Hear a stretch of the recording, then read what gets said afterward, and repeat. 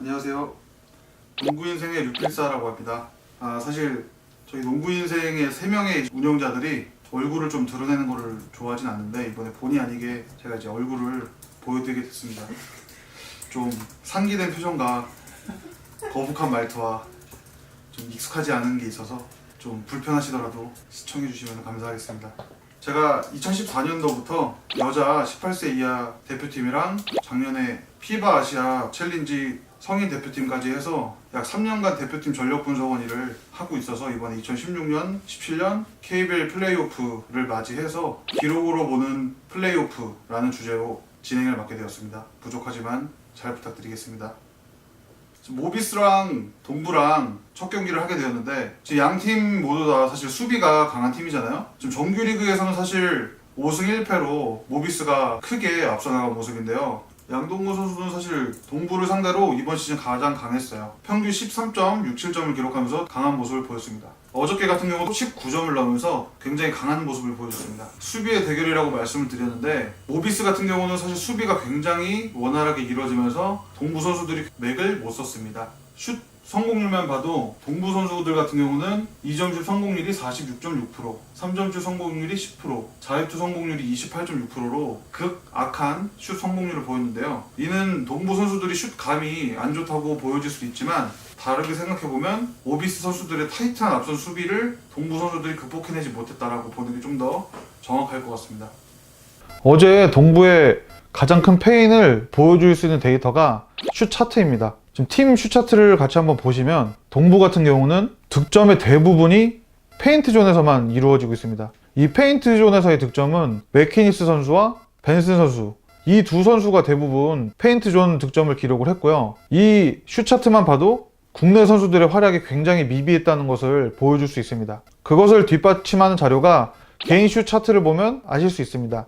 개인 슛 차트를 보면 허웅 선수, 두경민 선수 슛 시도를 볼 수 있는데요. 허웅 선수 같은 경우는 외곽에서의 슛 적중률이 굉장히 낮았고 레이업 슛 시도나 이런 부분들 좀 낮게 나타났습니다.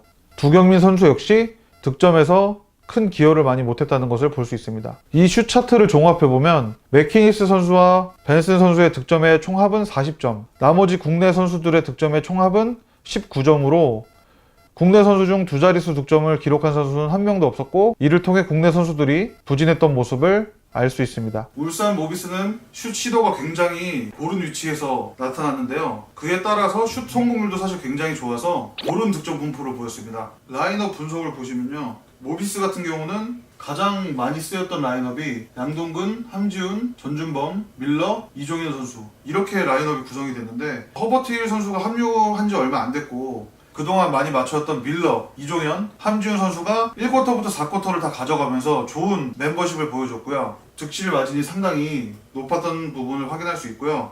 국내 선수들의 부진은 라인업 분석을 통해서도 알 수 있는데요. 라인업 분석을 보면 맥키니스 선수와 벤슨 선수 두 선수가 한 코트에 있을 때는 득점 마진 플러스 9점을 가지고 왔지만 두 선수 중 한 명만 코트에 누비고 있을 때는 득점 마진 마이너스 18점을 가져오면서 1쿼터와 4쿼터에 상당히 약한 모습을 보인다고 파악할 수 있습니다. 어제 동부는 벤슨과 맥키니스 선수가 40득점을 합작을 했습니다. 사실 많은 득점을 했지만 모비스는 블락을 5개를 기록을 하면서 40실점을 했지만 5개의 블록을 통해서 실점을 좀 더 최소화했다고 볼 수 있고 앞선 수비를 제대로 하면서 동부 선수들이 19점밖에 못 넣었기 때문에 사실 성공적인 수비라고 보여집니다.